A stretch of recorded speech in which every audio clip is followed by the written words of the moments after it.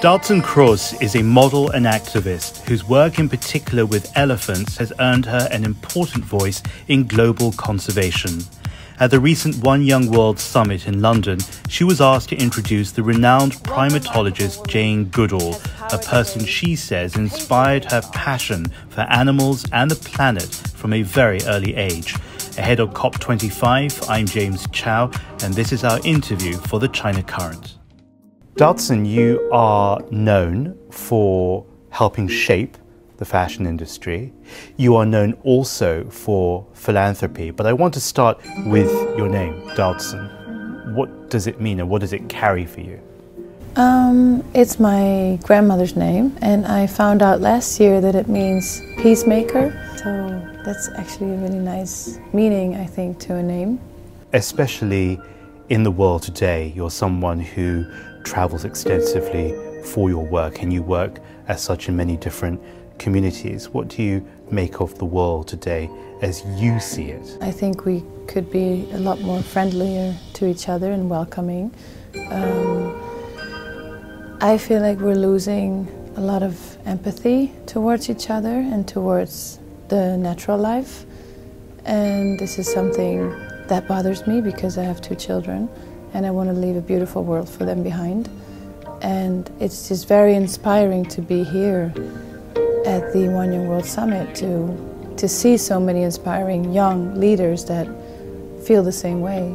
Your children are young. I think they're under the age of 10. Yes. And the planet that you speak of, which you and all of us will leave for them to inherit, is now in a very fragile state. Do you think it's too late now for us to reverse the damage and to restore what it was supposed to be? I don't want to say it's too late, but how it's supposed to be, maybe it is, but I think every little bit helps. So the fact that we are now, this global change is happening, and to be part of that feels very empowering and hopeful. I'd love to talk to you a bit about some of the countries who can help enact a positive transformation. But first, tell me about Not on My Planet, and that's not with a K. Yeah, it's not with a K, because we are an organization that's trying to save the elephants because they are unfortunately being poached in a very big rate and are disappearing. And people are known to tie knots to not forget anything. And elephants are known to never forget something. And to bring that together, we feel like we should tie knots to not forget elephants. And this was our initial campaign. We would tie knots to raise awareness for the fact that elephants are disappearing. And now we're actually also raising money for the Elephant Crisis Fund. And hopefully we will create the reverse. There is now a ban on the ivory trade, and the ivory is part of the culture in the arts and the crafts for the medicinal values, but it's had to stop that and then reject that culture and replace it with something else. What would you like China to do more of, or what do you think it could do next? I think the most important thing is that we cannot expect change within a very short time. And for us, the fact that there was a ban in 2017 for us was incredible news, because it's a really great start. And to reverse a culture is something that's very difficult. Elephants are very similar to humans. We have very similar emotions. They mourn when an elephant dies. They come back to the same place.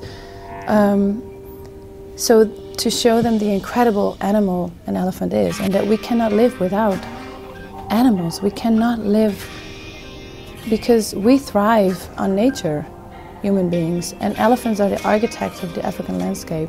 If you protect elephants, you protect a huge habitat of ecosystems. You've obviously been and worked in China. Yeah. Many times. No, only once. And where was it? Only once. I worked in Shanghai, and I stayed a couple of days to, experience while I was there, the culture and the food. You stayed on for yourself? Yeah. I went with my sister, and I really enjoyed Shanghai, and then went to Beijing, and we were at the Chinese Wall. and just, just the food, of course. What was it like for someone who's grown up in a very different setting, of course? You grew up in the Netherlands. I'm used to that. You're used to it? I'm used to different cultures, and I love to absorb different cultures and learning. And yeah, I think you learn so much from travel and meeting different people from different cultures. And I think it's very important. If we all would do that, the world would be a whole different place.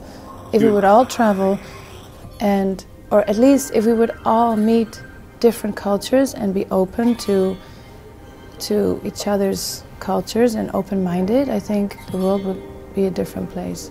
The world will meet again very shortly for the climate change conference. Yet another opportunity, yet another chance to do the right thing as not just your own person, but as a mother of 2 children and as a champion of young people everywhere. What do you want the political leaders at this conference to do now if they have not already? Well, I would love them to talk a little bit less and take more action, because we've talked about this for so many years and we don't have so much time left. So I love people like Greta Thunberg who just take action and go for it and are true activists. And I think that's the approach we need to have, because we need to fight really hard for the reverse, because otherwise it's too late. Thanks for watching. I'm James Chow. We've got lots more videos, so like, follow and subscribe at The China Current.